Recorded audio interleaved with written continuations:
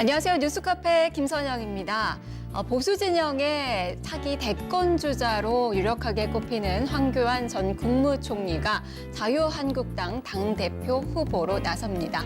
오세훈 전 서울시장과 함께 그리고 또 홍준표 전 대표와 함께 유력하게 2월 27일 당대표 후보로 나설 것으로 예측이 됐던 이 황교안 전 국무총리가 가장 먼저 세 사람 중에서는 출사표를 던졌습니다.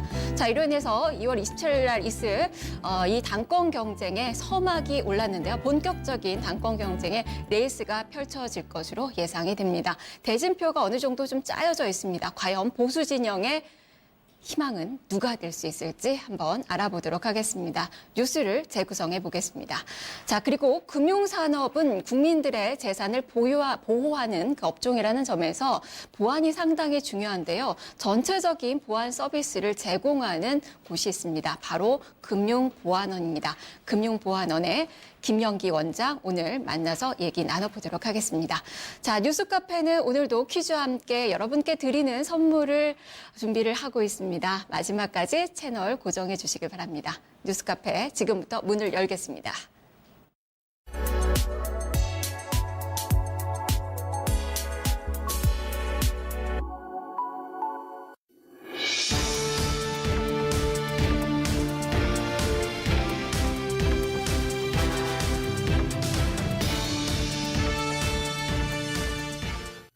(1월 30일) 오전 뉴스통 주요 뉴스입니다.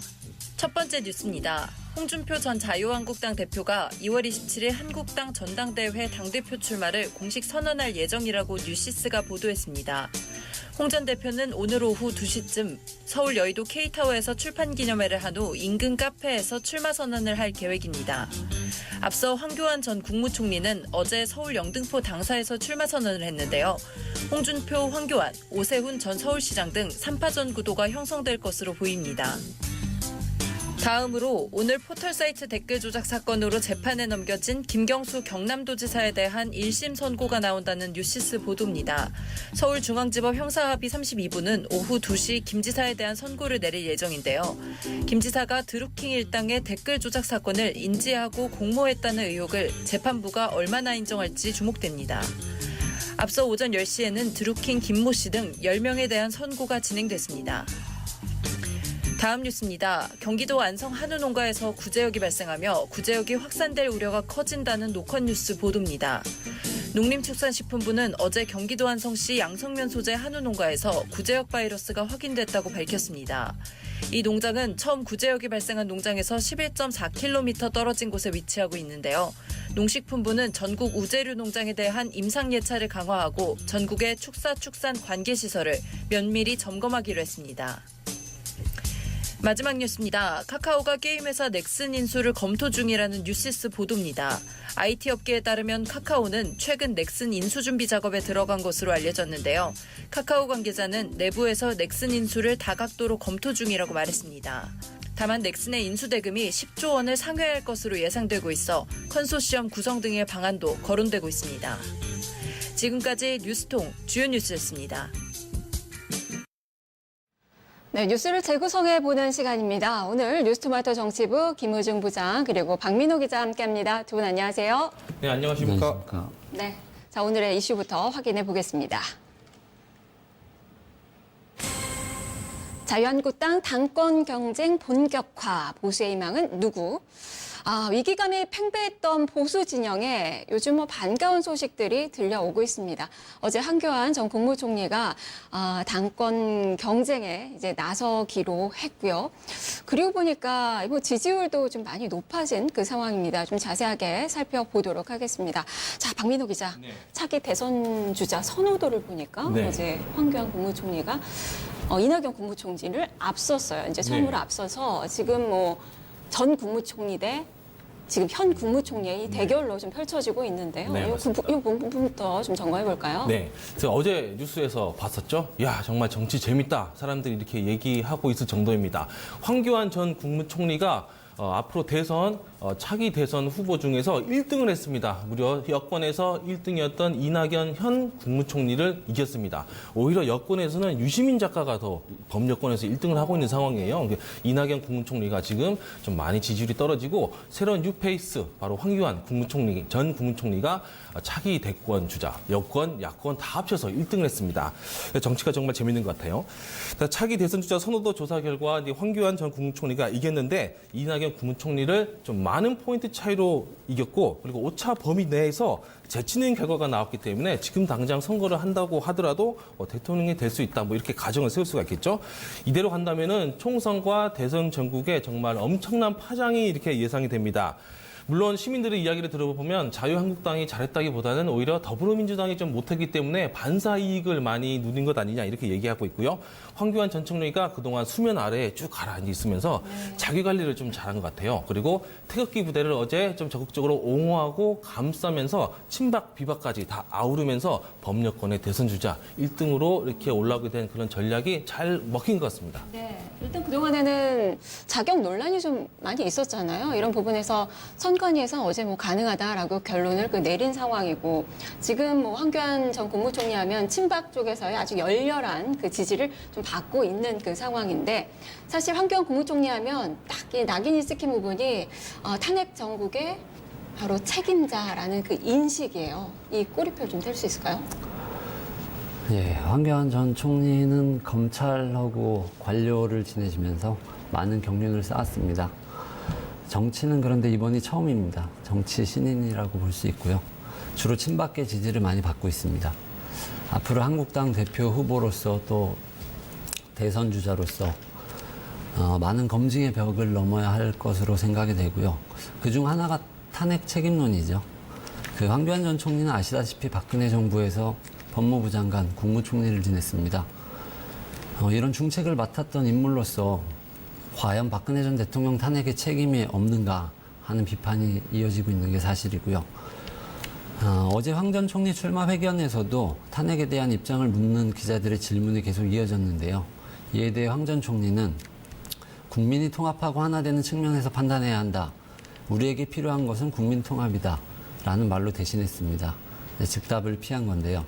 피해서 될 일은 아닌 것 같습니다. 앞으로도 이 부분에 대해 많은 문제 제기가 이어질 것으로 보고 있고요.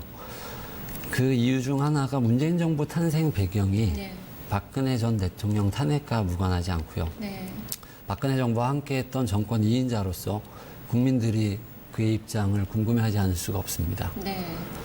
말씀대로 박근혜 대통령과는 전 대통령과는 뭐 정치적인 공동체라고 불릴 수 있는 그 사람이고 인물이고 그렇기 때문에 지금 분열돼 있는 이 보수층에서 특히 친박 쪽에 사실 박근혜 대통령의 이 콘크리트 같았던 그 지지율을 끌어모을 수 있는 아주 뭐 유일한 그 인물로 지금 꼽히고 있는 그 사람이거든요. 본다면 사실 앞서서 뭐 이야기를 좀 해주셨지만. 예전에 뭐 반기문 총장 같은 경우도 그랬어요. 이게 선출되지 않은 그 공직자의 경우에는 이게 리더십 부분에서도 그렇고 사실은 국민의 공감적인 그 부분들, 뭐 또 흡입력, 대중의 흡입력 이런 부분이 좀 많이 떨어지지 않나요? 물론 이제 그런 부분을 걱정하는 목소리가 많습니다. 하지만 의외로 최근에 하는 발언이나 출마 선언문을 보면은 내공이 상당한 것 같아요. 그동안 검찰 조직에 오래 몸을 담았고 또 국무총리와 법무부 장관을 지내면서 그 박근혜 정부에서 쌓은 내공이 많이 발휘가 되고 있는 것 같습니다. 네. 어제 뭐 기자회견도 좀 말씀해 주셨지만 통합진보당 해산 논란은 없다라고 좀 이야기를 했습니다. 뭐 내용들 보면 뭐 통합진보당과 관련돼서는 본인의 업적으로 많이 포장을 해가고 있는 것 같아요. 지금 여권에서도 사실 뭐 반대 의견들이 좀 많이 나오는 것 같고 보니까 당을 너무 또 극우 정당으로 끌고 가는 게 아닌가 싶기도 하거든요. 흔히 말하는 우리가 태극기 세력이라고 하는 보수 세력을 떼놓고 갈 수가 없는 부분이고요. 그래서 당대표 출마 선언을 하면서 황교안 전 총리가 내세웠던 게 국민통합입니다. 그 국민 중에는 분명히 보수층도 있고 진보층도 있고 중보층도 있습니다. 그런 포용력을 보여주려고 하는 것 같고요. 그 정당 해산 같은 경우에는 법적으로 본인은 이제 문제가 없다고 판단을 내린 거고요. 그렇기 때문에 그것이 본인의 발목을 잡기보다는 오히려 보수 세력을 규합하는데 더 좋은 역할을 할 것이다 이렇게 판단을 하고 있는 것 같습니다. 네. 근데 뭐 여러 가지 뭐 주장들을 보면 사실 뭐 본인의 과시도 좋지만 너무 좀 시대 흐름에 맞지 않다라는 그런 비판적인 시각도 있잖아요. 예. 뭐 그런 시각도 있는 것은 분명히 맞는 것 같습니다. 언제까지 과거만 가지고 얘기를 할 수는 없는 것이고요. 하지만 지금 한국당 진영을 보면은 가장 시급한 게 보수통합입니다. 네. 아직까지도 한국당 내에서는 친박계, 비박계가 여러 가지 사안을 두고 싸움을 벌이고 있고요. 뭐 극보수 세력을 배제해야 한다, 뭐 이런 주장도 나오고 있는데요. 황교안 전 총리 입장에서 보면은 그들이 분명히 충성도 높은 지지 세력이기 때문에 그렇죠. 네. 예, 그들과 함께 앞으로도 갈 수밖에 없다고 생각을 합니다. 네. 저도 그렇게 생각하는 게 특히 극우적으로 이제 이전에 박근혜 전 대통령을 중심으로 똘똘 뭉쳤던 그런 이제 보수적인 성향 가진 사람들은 정말 결집력도 강하고 또 한 번 모이면 깃발에 잘 모여요. 네, 예. 그 집회에서 또 확인을 해봤잖아요. 네, 맞아요. 네. 특히 그래서 황교안 전 국무총리가 내세우는 전략이 이 보수적인 성향을 가진 사람들을 결집시킨과 동시에 무당층, 현재 결정을 내리고 있지 못하고 있는 무당층까지 요 조사가 지금 30% 이상대로 지지율을 받고 있다고 나와 있거든요. 이제 보수는 보수대로 친박과 지박을 합치고 여기에 무당층까지 흡수하려고 하는 그런 불도저 같은 그런 전략으로 가지 않을까 저는 이렇게 봅니다. 네, 사실 황교안 국무총리 뭐 자격 논란이 상당히 좀 많이 일고 있습니다. 무슨 자유한국당과 관련된 그런 부분은 뭐 해결이 됐다고 하더라도 보면 이제 병역 문제, 본인의 병역 문제도 있고 아들 같은 경우도 지금 뭐 혜택을 받았다. 라는 그 의혹들도 있잖아요. 예. 대선 주자라면은 누구나 당연히 한 번쯤은 넘어야 할 산이고요. 네. 앞으로도 그런 의혹들이 만약에 당대표에 당선이 되고 대선 주자로서 행보를 시작한다면 더욱 거센 검증을 네. 받게 될 거로 예상이 되고요. 그런 부분은 오롯이 후보자의 몫이라고 저는 생각합니다. 네. 거기다가 이제 박 전 대통령의 법률 자문도 했었죠. 네, 맞습니다. 이 부분과 관련돼서는 뭐 최순실 씨를 뭐 몰랐다라고는 하지만 이 부분에 대한 의혹도 계속 되고 있어요. 그 현재 보도된 내용들을 보면은 그 최순실 씨가 네. 박근혜 전 대통령의 후보 시절에 황교안 씨라고 호칭을 사용을 하면서 네, 네.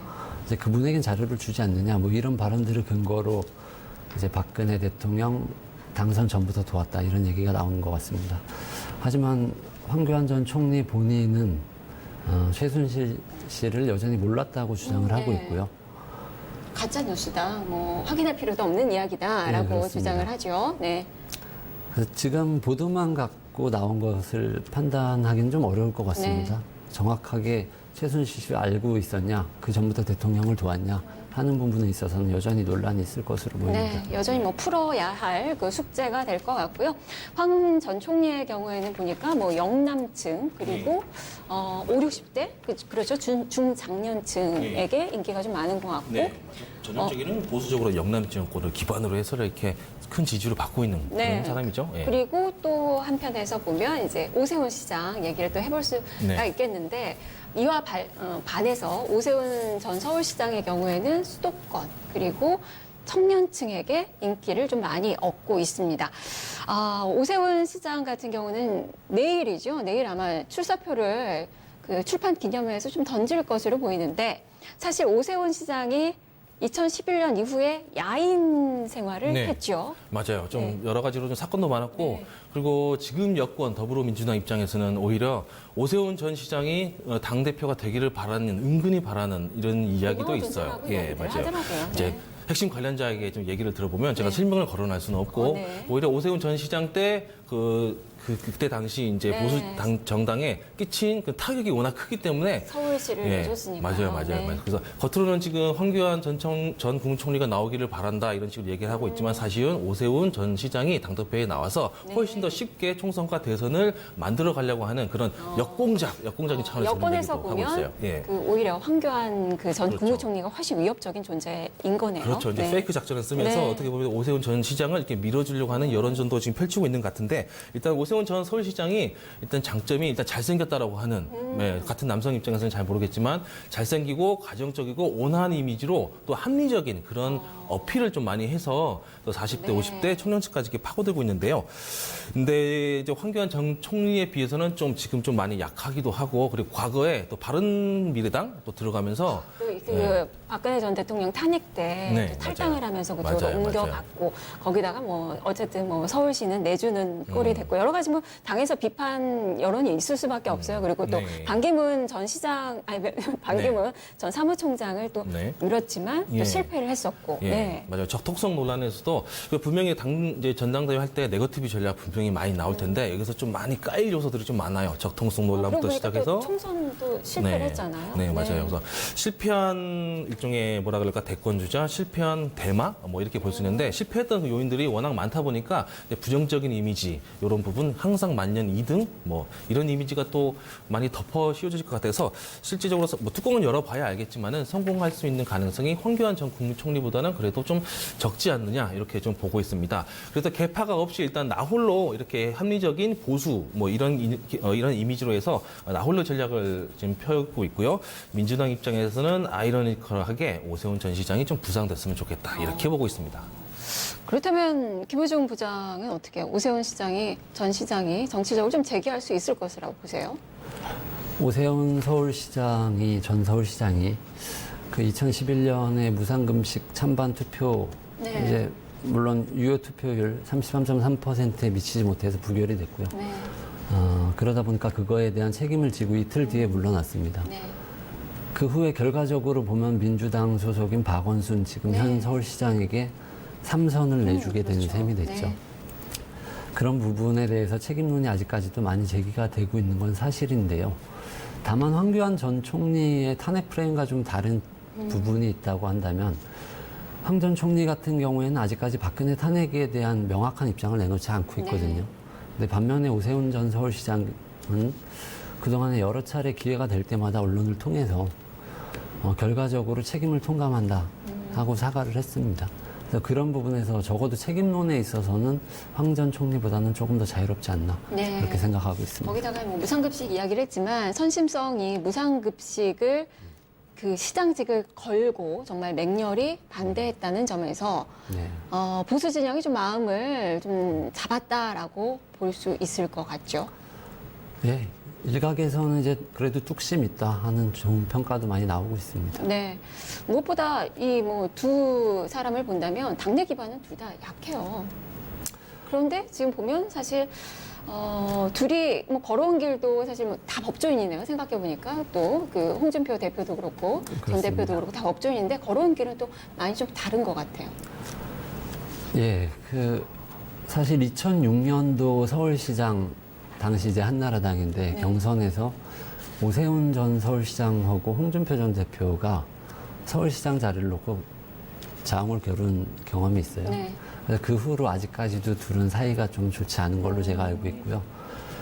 둘 다 현재 조금 이따 오후 2시에 홍준표 전 대표도 당대표 출마 출마 선언 선언하겠죠. 네. 예정이 돼 있는데 그렇게 되면은 두 분 다 지지 기반이 겹쳐요. 황교안 전 총리 같은 경우에는 친박으로 확실한데 예.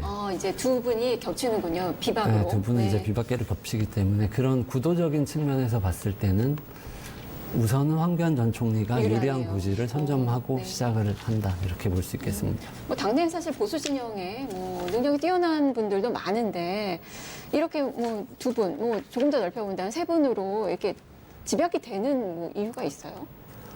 우선은 세 명 모두 대권 주자로서 일정 부분 지지율이 나오는 사람들이고요.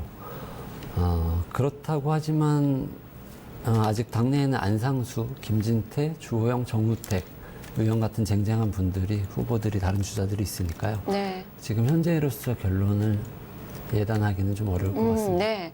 그렇다면 이제 자유한국당의 이제 당권이 어떻게 될지 정말 보수의 희망은 누가 될지 그리고 앞으로의 또 과제도 좀 중요할 것 같아요. 네, 맞습니다. 우리가 책 중에 새는 좌우의 날개로 난다 이런 책이 있잖아요. 네. 그 말이 이제 새 자체가 나는 모습을 보면서 이제 왼쪽 날개, 오른쪽 날개 이게 좌우 균형이 잘 맞아야 새가 잘 날듯이 네. 뭐 정치도 그렇고 사회도 그렇고 문화도 그렇고 양쪽의 의견을 가진 사람들이 서로 의견을 뭐 토론하고 합의하면서 이렇게 주고받는 그런 좀 안정적으로 주고받고 토론을 하면서 이렇게 의견을 협치해가는 그게 바로 민주주의의 기본적인 이념 아니겠습니까? 그래서 보수도 보수 나름대로의 그런 정체성이 필요하고 또 진보도 진보 나름대로의 좀 정체성과 그런 존재감이 필요합니다. 이제 서로 잘 맞춰가면서 민주주의적인 그런 모습도 좀 많이 보여줘야 되는데요. 일단 근데 지금 이제 자유한국당 쪽에서 이제 지금 이제 당권을 놓고 좀 여러 가지 인기적으로 좀 많이 성공했다는 편이에요. 그러니까 이제 전당대회 할 때 좀 시끌시끌해야 사람들도 네, 많이 보고, 사실 정말 관심 없었는데. 맞아요. 네. 노이즈 마케팅도 좀 하면서 어떻게 소리도 좀 높이고 또 네거티브 전략도 사실 어느 정도는 필요하거든요. 네. 근데 그런 면에서 좀 성공적인 전당대회를 지금 준비하고 있는 것 같아요. 네. 2월 27일 날 자유한국당 전당대회에서 이제 당대표를 이제 선출하게 되는데 일단 분위기는 컨벤션 효과라고 해서 보여주기를 좀 많이 해줘가지고 그런 희망들이 좀 많이 보이고 있는 것 같은데 앞으로 여기서 이제 정치적인 그런 공략보다 말 그대로 공약, 정직한 공약 이런 걸로 승부를 해야 네. 되지 않을까 싶습니다. 아무래도 자유한국당의 최대 과제는 이제 보수 재건, 보수 통합 이런 부분이 될 텐데 어떻게 가능할까요? 네, 말씀하신 대로 당면 과제는 보수 재건이 될 것 같고요. 차기의 당 대표가 선출이 되면은 우선은 당내 통합을 먼저 추진을 할 걸로 예상이 됩니다. 네. 당내 통합이 당을 어느 정도 추스리고 나면은 이제 내년 총선을 곧바로 준비를 하게 되고요. 내년 총선이 중요한 이유는 이제 문재인 정부 내년이면 임기 4년 차에 들어갑니다. 그럼 레임덕도 슬슬 올 시기가 되고요. 그러면 전국 주도권을 두고 또 차기 대선을 놓고 치열하게 여야가 다툴 것으로 예상이 됩니다. 그 치열하게 여야 간에 다퉈야 되는데 당내 통합이 우선되지 않으면 될 수가 없는 부분이거든요. 또한 총선의 즈음에서 이제 흔히 우리가 얘기하는 보수 대통합 얘기가 나오는데요. 이제 주로 한국당의 통합 대상은 대한애국당과 바른미래당이 네, 거론이 네. 되고 있고요. 이분들이 민주당 출신 분들도 있지만 대부분 이제 한국당에서 나오신 분들이시거든요. 네. 그래서 충분히 가능하다고 보는데 총선 전에 통합이 이루어지지 않는다고 하더라도 분명히 이런 부분들이 많은 변수로 작용을 할 것 같습니다. 네, 보수 정당이 바로 바른 정당과 통합을 이뤄낼 수 있을지 한번 또 살펴봐야 될 것 같습니다. 두 분 말씀 잘 들었습니다. 고맙습니다. 맞습니다. 네, 그동안 관심을 끌지 못했던 이렇게 이 자유한국당의 정당대회 이제는 관심이 많이 좀 모아지고 있는 그 상황인데요. 무엇보다 누가 당권을 잡든 간에 친박 그리고 비박 이 세력을 모두 이 또 지지를 또 끌어낼 수 있는 구심점이 될 수 있는 그 역할들을 할 수 있는 그 사람들이기 때문에 이들의 행보 지켜보셔야 될 것 같습니다. 뉴스의 재구성이었습니다.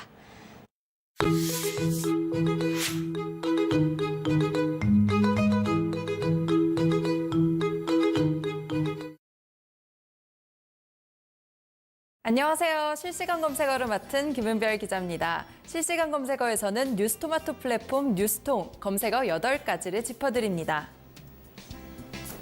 오늘의 검색어입니다. 8위에는 이탄희 판사가 올라와 있고요. 7위에 GTX 비노선, 6위 김경수, 5위 김현철 경제보좌관이 올라와 있습니다. 4위에는 예타가 올라와 있고요. 3위에 어린이 국방부, 2위 동탄 살인사건, 그리고 1위에는 손석희, 안나경 씨가 올라와 있네요. 하나씩 조명해 보겠습니다. 이탄희 판사부터 살펴보겠습니다. 뉴스토마토 최영지 기자가 보도했는데요. 양승태 사법부의 사법행정권 남용 의혹 수사를 촉발시킨 이탄희 수원지법 안양지원 판사가 최근 법원에 사직서를 낸 것으로 확인됐습니다.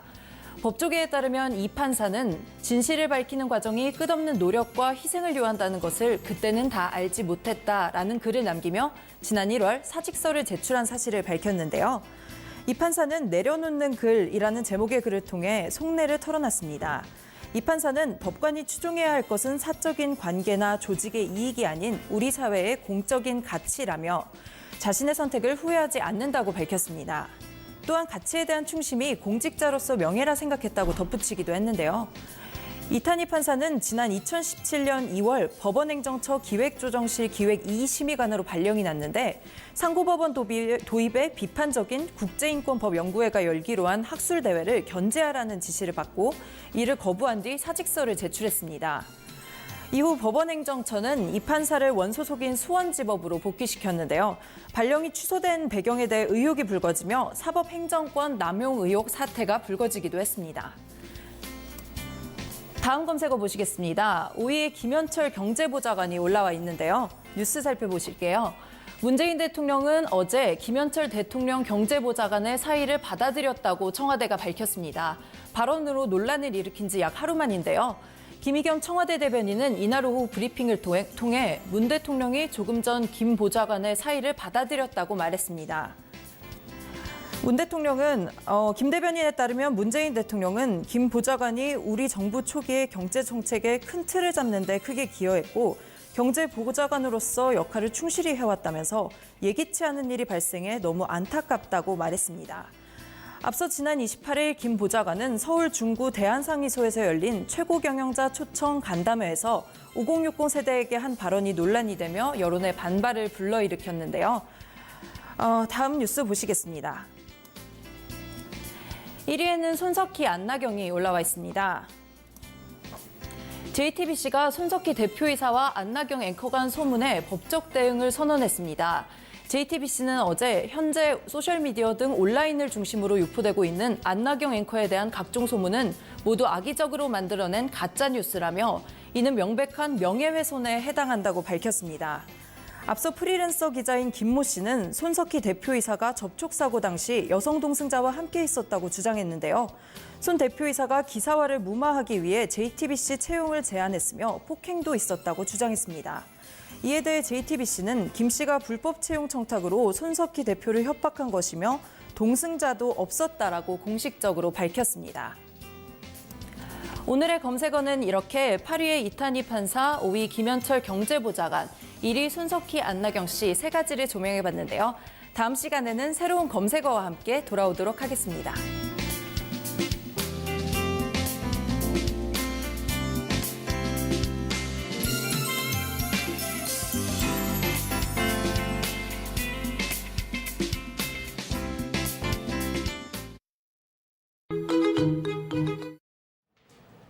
네, 뉴스통 한라인 시간입니다. 자, 오늘 드루킹 사건 1심 선고 공판에 국민들의 관심이 많이 모아지고 있습니다.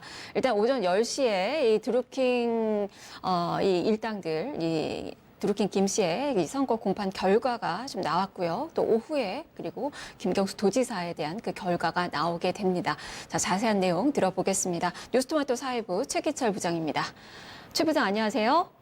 네, 서울중앙지법에 나와 있습니다. 네, 지금 먼저 드루킹 김동원 씨 일당에 대해서 선고가 내려졌습니다. 그 결과가 어떻게 나왔나요? 네, 네이버 기사 댓글 조작으로 큰 파문을 일으킨 드루킹 김동원 씨에게 1심 법원이 실형 기준으로 총 징역 3년 6월을 선고했습니다. 검찰이 구형한 징역 7년에는 못 미칩니다.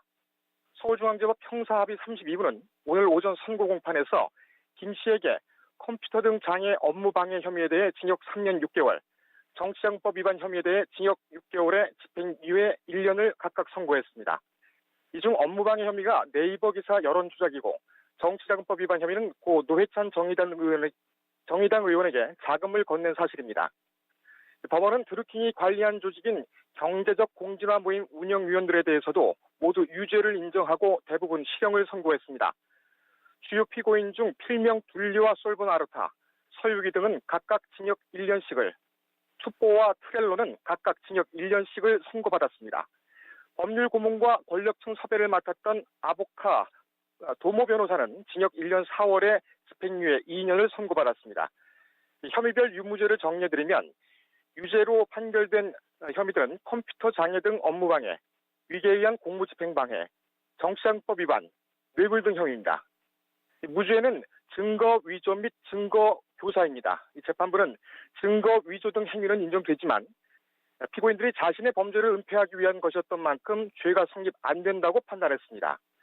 재판부는 양형과 관련해서 특히 컴퓨터 등 장애 업무 방해에 관련해서는 이런 단순한 인터넷 포털 서비스에 대한 업무 방해뿐만 아니라 온라인상 건전한 여론 형성을 심각하게 저해하고 유권자의 정당과 후보자에 대한 판단에 개입해 의사결정을 왜곡하면서 자유롭고 공정한 선고 과정을 저해했다고 지적했습니다.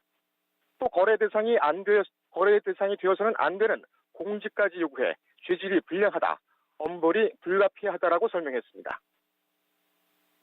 됐네요. 죄질이 매우 불량하다. 라면서 이제 양형의 이유를 밝힌 건데요. 또 하나 이제 관심은 무엇보다 더 큰 관심은 바로 김경수 도지사와 관련된 그 결과가 될 텐데 오후 2시에 이제 나오게 되겠죠. 어떻게 예상이 되고 있습니까?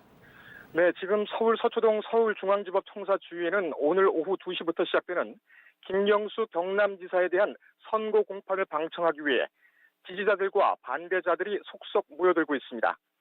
이번 선고에서 재판부는 김 지사와 드루킹 일당의 직접적 공모관계에 대해서는 판단하지 않았습니다. 오후에 판단이 될 텐데요. 오히려 이번 사건이 드루킹 일당의 자체 범죄인 것으로 봤습니다.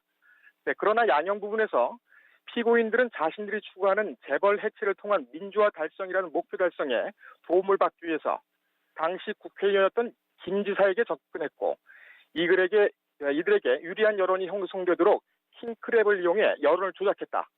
또 이를 통해 김 지사는 2017년 대선에서 자신이 원하는 방향으로 여론을 주도하는 데 상당한 도움을 얻었다고 판시한 것을 보면 김 지사에게 오후 2시 선고에서는 어떤 선고가 내려질지 단정할 수 없는 상황입니다. 앞서 검찰은 결심 공판에서 김 지사에게 징역 5년을 구형했습니다. 은 징역 5년을 구형한 상태고 그리고 결과가 어떻게 나올지는 모르지만 하지만 법조계에서는 또 무죄를 많이 또 예상을 하고 있는 것 같은데 3대 관전 포인트 이야기했듯이 킹크랩 시연회 그리고 샌다이 총영사직 제한 그리고 또 하나를 뭐 덧붙인다면 노회찬 의원과 관련된 이 받은 돈 관련돼서 이런 부분들도 핵심 포인트가 좀 될 것 같아요. 사실은 1심 결과가 어떻게 나오든 간에 이것은 뭐 마지막까지 뭐 대법원까지 갈 것으로 예상이 됩니다. 정치권에 미치는 영향을 좀 어떻게 봐야 될까요? 예, 오전에 있었던 드루킹 김 씨에 대한 그 판결문을 보면 법원이 드루킹 일당의 유죄를 모두 인정하고 대부분 실형을 선고한 점, 또 배후 세력을 인정하지 않은 점 등을 종합해보면 일단 여당과 드루킹 간의 공모 논란은 일단락될 것으로 보입니다. 또 특검 제도의 정치적 이용이 쟁점화되면서 공수처 논의에 힘을 받을 가능성이 있습니다. 그러나 오늘 오후 김 지사가 혐의 중 한 가지라도 유죄 선고를 받게 되면 김 지사는 물론 여권도 상당한 타격을 받을 것으로 전망됩니다. 여기에 야권에서는 드루킹 일당의 여론 조작과 19대 대선 결과를 연결짓고 있기 때문에 논란은 커질 가능성이 있습니다. 지금까지 서울중앙지법에서 뉴스토마토 최기철이었습니다. 네, 최기철 부장 수고했습니다. 자, 결과가 어떻게 나올지는 모르겠는데요. 사실 최종심 선고와는 뭐 상관이 없이 이번 1심 선고가 상당히 중요합니다. 선고가 어떻게 나오느냐에 따라서 도지사직을 잃게 되는 그 판결이 나오게 된다면 김경수 도지사에게 상당히 큰 상처가 정치인으로서 될 것 같고요. 조금 더 넓혀본다면 경남 도정이 흔들릴 수 있겠고 보궐선거에도 영향을 미치게 되겠고 최기철 부장도 이야기를 했지만 이 문재인 정부의 또 도덕성에 또 영향을 미칠 수 있다는 점에서 오늘 2시 이후에 나오는 이 판결 결과 또 살펴보셔야 될 것 같습니다. 뉴스통 한라인이었습니다.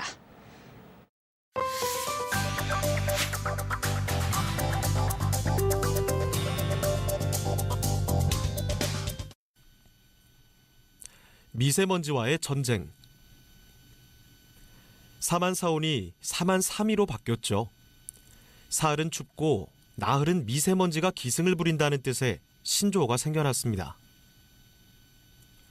우리나라 겨울철의 특징인 사만사온을 변형한 단어인데요. 따뜻한 온을 미세먼지의 미로 바꿔 사만사미라고 부르고 있습니다. 초미세먼지 주의보 올 들어 6번입니다. 그만큼 미세먼지가 계절을 가리지 않고 기승을 부린다는 이야기일 텐데요. 실제로 2019년이 밝은 지 한 달도 되지 않은 시점이지만 올 들어 초미세먼지 주의보가 발령된 횟수는 서울권에서만 6번입니다. 편의상 먼지라는 말로 통칭하고 있지만 사실 미세먼지는 중금속과 유해물질로 이루어진 발암물질에 가깝습니다. 미세먼지의 크기에 따라 기관지부터 폐포, 혈관까지 침투해 건강에 악영향을 미칩니다. 뚜렷한 해결책이 없는 미세먼지 문제. 정부가 미세먼지 저감 정책을 내놓고는 있지만 근본적인 대기질 개선까지는 갈 길이 먼 상황입니다. 인공강우가 미세먼지 해결책이 될까요? 전문가들은 10mm 이상의 비가 2시간 이상 쏟아져야 미세먼지 저감에 효과를 볼 수 있을 것으로 예측하는데요. 원하는 장소에 적절한 양의 비를 내리기가 기술적으로 쉽지 않습니다. 또 인공강우가 기상 이변을 만들 가능성도 제기됩니다. 중국에서 떠밀려온 오염물질도 문제입니다. 무엇보다도 국내 미세먼지의 주요 원인에서 배제할 수 없는 부분이 바로 중국의 영향인데요. 중국 공장과 발전소 등에서 배출되는 황산화물이 고농도 미세먼지를 만들어 한반도 상공으로 넘어온다는 것입니다. 침묵의 암살자 미세먼지. 미세먼지 문제를 해결할 수 있는 실질적인 해결책 마련이 시급한 시점입니다.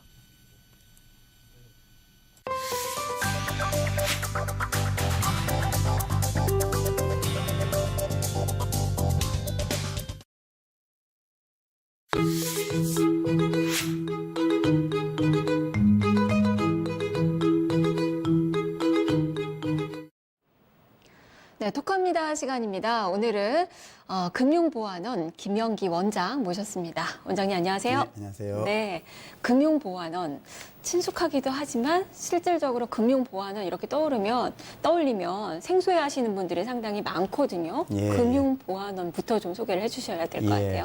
금융보안원이 이제 설립된 지가 4년 정도 됩니다. 2015년 4월에 생각보다 얼마 안 됐네요. 예, 출범을 했는데 이제 그 출범하게 된 배경이 네. 2013년도에 3.20 사태라고 해서 2013년 3월 20일에 그 3개 방송사와 대형 3개 금융회사가 네. 사이버 공격에 침해가 돼서 그 시스템이 대량 마비된 적이 있었습니다. 한 2-3시간 네. 정도 금융 거래가 중단되고 네. 한 네, 적이 기억이 있었고요. 납니다. 예. 네.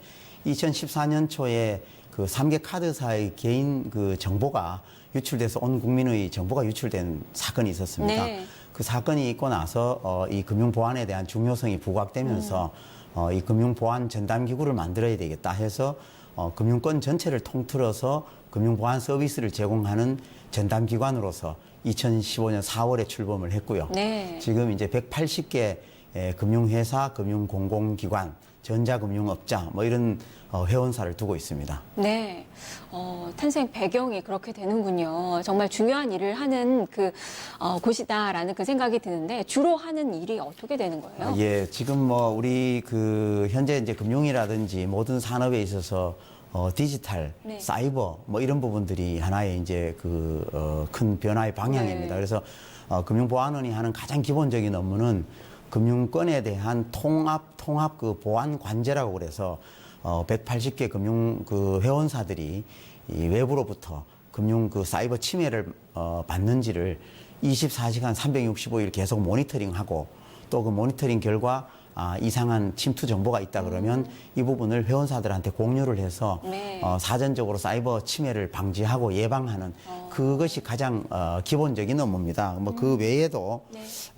이제 금융회사들에 대해서 일상적으로 그 전자금융 기반 시설에 대한 보안성을 점검을 하고 취약점을 보완하게 한다든지 또 요즘 뭐 핀테크 한참 유행하지 않습니까? 그렇죠. 그래서 네. 핀테크에 대한 그 사전 금융 보안 지원 활동이라든지 이 뭐 기타 그 금융권의 그 4차 산업혁명과 관련된 빅데이터 그 활성화에 네. 관련된 보안성 지원 이런 어떤 금융권의 보안과 관련된 그 지원 업무를 전담해서 하는 역할을 하고 있습니다. 필요한 그 기관이다라는 생각이 듭니다. 금융 이 보안 관련이 보안이 정말 중요하다는 건 알겠는데 금융 보안을 좀 우리가 철저히 해야 되는 그 이유가 뭔지 그리고 뭐 사이버 위협도 좀 말씀해 주셨지만 그것과 관련돼서 이 금융 보안원이 어떻게 좀 대응을 하고 있는 건가요?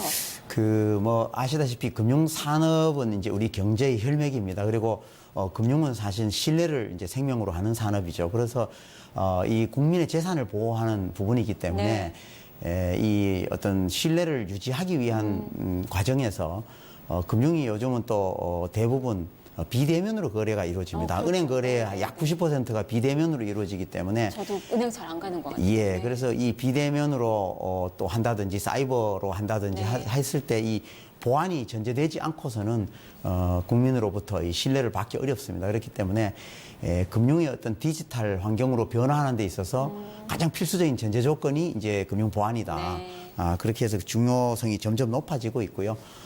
그래서 보안 관제라는 부분도 사이버 공격은 특징이 이 적이 누군지 잘 모릅니다.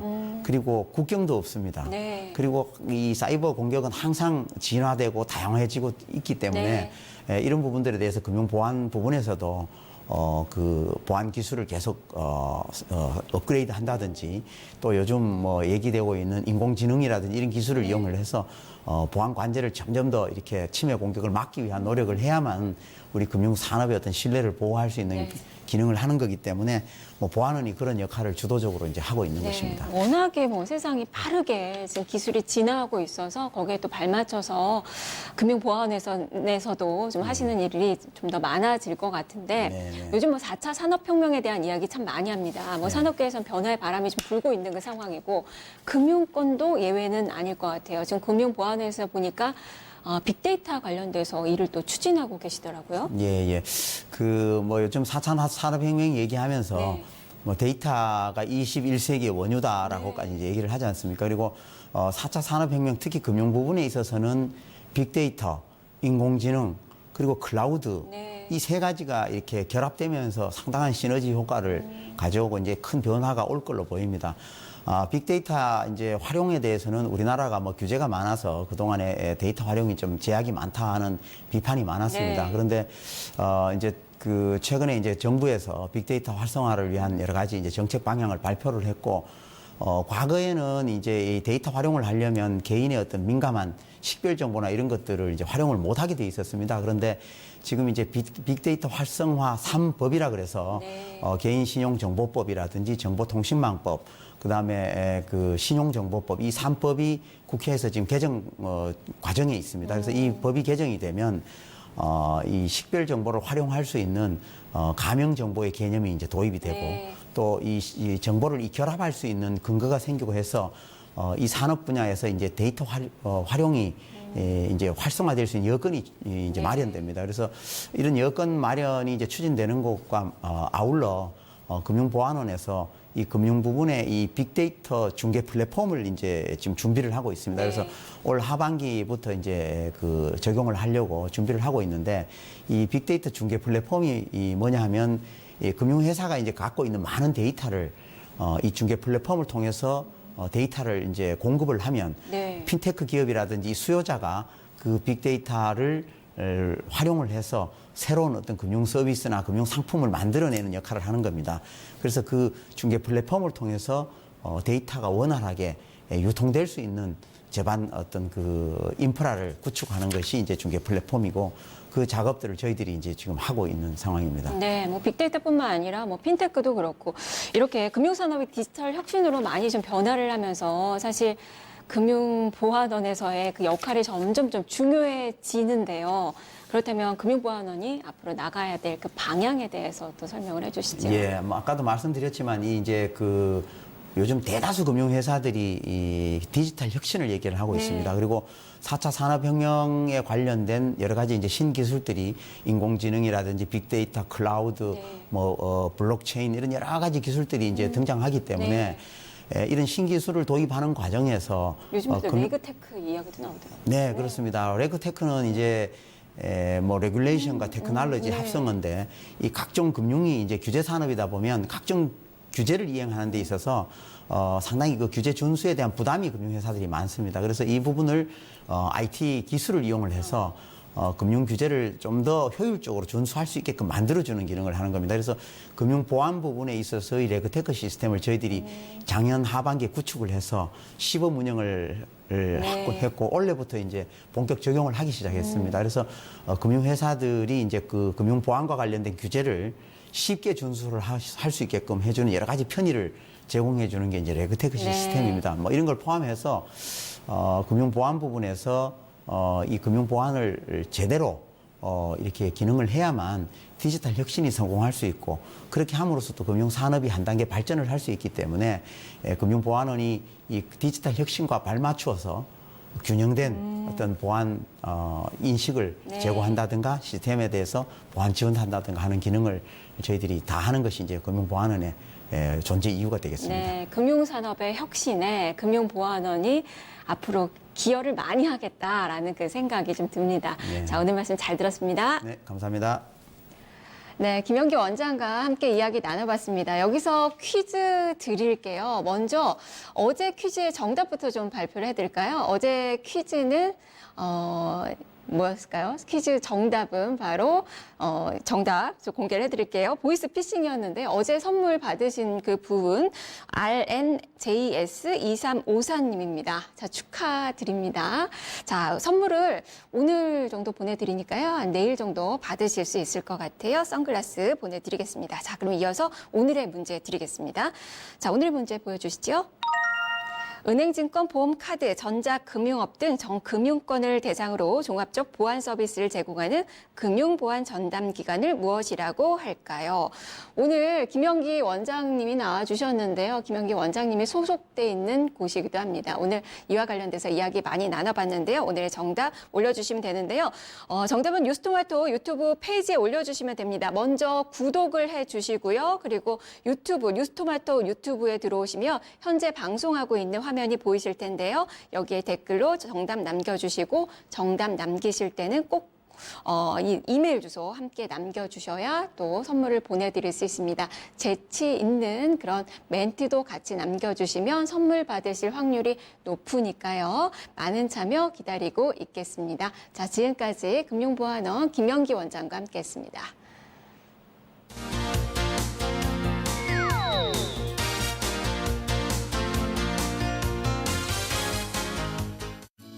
안녕하세요. 재테크 트렌드 김보선입니다. 여러분은 주로 어디에 투자하시나요? 요즘 이 개인 투자자들의 재테크에 대한 관심이 커지면서 그 눈높이도 상당히 높아지고 있습니다. 오늘부터 재테크 시장을 구성하고 있는 여러 가지 트렌드들 함께 살펴보고요. 더불어서 여러분의 수익률도 높일 수 있는 방법 들려드리도록 하겠습니다. 오늘 첫 번째 재테크 트렌드 순서인데요. 주제부터 볼게요.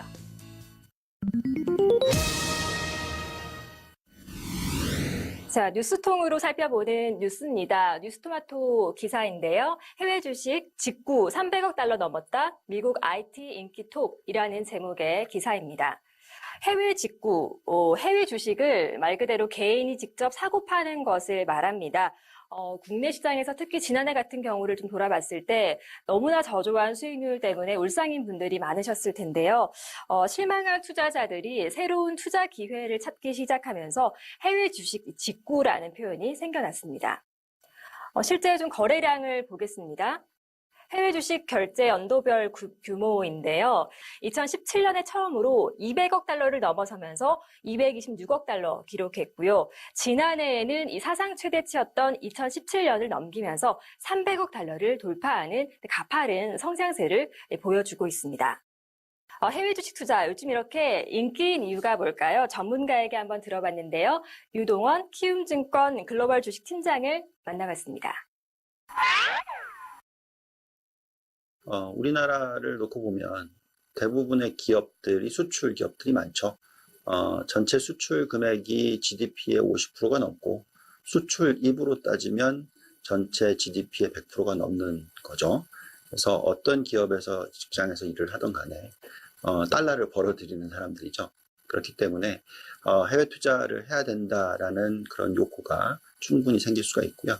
또 추가적으로 한국 시장 자체가 상당히 좀 작년에 안 좋았다 보니까 또 해외 쪽에 종목들이 상당히 많다 보니까 점점 더 해외 쪽에 관심을 높이는 것 같습니다. 자, 그렇다면 어떤 국가에 상장된 어떤 종목들이 활발하게 거래되고 있을까요? 특히 보시면 업종별로는 좀 IT 기업들이 많이 눈에 띄는데요. 아마존 같은 경우는 세계 최대의 인터넷 서점으로 시작해서 지금 미국 최대의 전자상거래 IT 기업이 됐죠. 또 밑에 있는 이 중국의 알리바바 역시도 중국 최대의 전자상거래 기업이고요. 현재 상장은 이렇게 미국 뉴욕 증시에 상장돼서 거래가 되고 있습니다. 주식뿐 아니라 재테크를 할 때 좀 가장 기본적인 게 바로 이 세금 문제입니다. 왜냐하면 수익이 났는데 그보다 내야 될 세금이 더 많다면 무용지물이 되기 때문이겠죠. 그래서 우리가 흔히 이 비과세가 되는 상품이라든지 세제 혜택과 같은 그런 세제 혜택이 많은 그런 상품들을 일컬어서 세테크 상품이라고 부르기도 합니다. 해외 주식을 매매할 때 세금은 어떨까요? 해외 주식을 매매로 수익을 만약에 내게 되면 기본적으로 250만 원의 수익까지는 그 공제가 됩니다. 그러니까 1년 동안 내가 거래한 종목에서 얻은 수익이 250만 원보다 낮으면 세금을 내지는 않아도 되고요. 그 이상의 같은 경우에는 양도소득세율 22%가 붙습니다. 국세와 지방세 합산한 수치인데요. 예를 좀 들어볼게요. 만약에 A라는 종목에서 1년 동안 500만 원의 수익이 나고 B 종목 같은 경우는 200만 원의 손실이 발생했다라고 하면은 총 순이익은 300만 원이 될 텐데요. 기본 공제액이 250만 원이라고 말씀을 드렸잖아요. 그러니까 50만 원에 대한 금액에 대해서만 양도소득세를 내게 됩니다. 50만 원에 대해서 양도소득세율 22%를 적용한 금액은 11만 원인데요. 1년 동안 거래한 그 차익에 대해서 11만 원의 세금을 내면 됩니다. 보유한 그 기간 동안에 같은 경우에는 배당소득세를 내야 되는데요. 배당소득세는 만약에 종목에서 얻은 그 배당이 있다라고 하면 거기에 대한 배당소득세 15.4%를 내면 됩니다. 양도소득세 같은 경우에는 국내 주식을 매매할 때 생긴 그 이익에 대해서는 내지 않는 세금인데요. 그럼에도 불구하고 투자자들이 이 세금을 감내하면서까지 해외 주식에 이렇게 활발하게 투자를 하고 있는 것입니다. 이 양도소득세 같은 경우에는 투자자가 직접 국세청에 신고한 뒤에 세금을 내는데요. 요즘은 보통 증권사에 요청을 하면 신고를 대행해 주니까 참고해 보시면 좋겠습니다. 이 밖에 또 어떤 점들을 참고하면서 투자를 해야 할지 이어서 들어보시죠. 중요한 것은 모든 부분이 환율이 중요하죠. 신흥국 투자하던 달러 투자하던 다 환율의 변화가 굉장히 수익률에 영향을 미칩니다. 그래서 환율이 얼마나 변할지, 그리고 또 환수수료는 얼마나 되는지, 그리고 거래할 때 거래 수수료 관련돼서 여러 가지 이벤트들이 있는지 다 활용을 하셔야 되겠고요. 또한 가장 중요한 것은 인포메이션이 중요하겠죠. 얼마나 증권사든 어떠한 인포메이션을 고객들이 접할 수 있게 만들어주는지, 그리고 해외 쪽에 얼마나 관심을 두고 노력을 하는지, 그리고 리포트들을 읽어보시면 얼마나 개인 투자자들이 이해하기 쉽게 만들어지는지 이런 것들이 중요할 것 같고요. 또 장기적으로 놓고 보면은 해외 투자를 할 때 있어서는 될 수 있으면 긴 템포로서 투자를 하시는 것이 중요하다. 한국은 굉장히 변동성이 심한 어떤 경기순환적인 요소가 많지만 보통 해외 투자를 할 때는 장기 투자 종목 고르셔서 천천히 투자를 하시고 또 너무 이 거래를 빈번하게 하실 필요는 없을 것 같습니다. 요즘은 증권사에서 직접 이 창구에 가지 않아도요, 비대면으로 계좌 개설이 활발하게 이루어지고 있잖아요. 그래서 국내 주식처럼 증권사에서 전용 계좌를 만든 이후에 집에서 홈 트레이딩 시스템인 HTS라든지 모바일 트레이딩 시스템 MTS를 통해서 손쉽게 해외 주식에 투자해 보실 수가 있습니다. 또 증권사들은 요즘 주식 거래를 할 수 있는 이 해외 투자 대상 국가를 많이 늘리고 있습니다. 여기에다가 환전하는 절차의 번거로움도 고객들을 위해서 많이 좀 줄여주고 있는 추세니까요. 좀 많이 적극적으로 고객 유치에 나서고 있으니까 참고해 보시면 좋을 것 같습니다. 해외 주식은 마지막으로 거래하는 국가의 통화로 예를 들어서 미국 주식에 투자를 한다 그러면 달러로 환전을 한 뒤에 투자하기 때문에 환율의 움직임도 각별히 신경 쓰시면 좋겠네요. 재테크 트렌드 김보선이었습니다. 1월 30일 뉴스카페가 준비한 내용은 여기까지입니다. 편안한 오후 시간 되시고요. 저는 내일 12시에 다시 찾아오겠습니다. 함께해 주신 여러분 고맙습니다.